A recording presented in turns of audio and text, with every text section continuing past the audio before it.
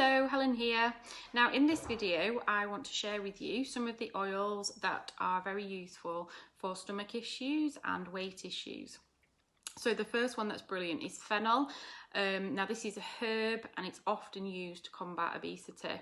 So it really helps with stomach bloating, with wind, with indigestion. It helps to calm what can be an excessive appetite.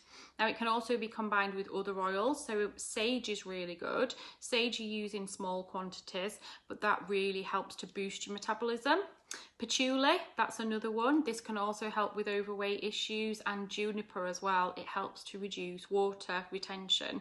So some of these oils you can use completely on their own, or you could use them by combining some of the smells together. You can use them as inhalants, so in your oil burner or your diffuser, or you could use them in your bath by placing them into a little sort of shot of milk and just putting a couple of drops in there, and then putting that in your bath in the running water, and it will be absorbed into your skin, which is a really lovely way of doing it. So if any of those issues resonate with you, then those are the oils to use.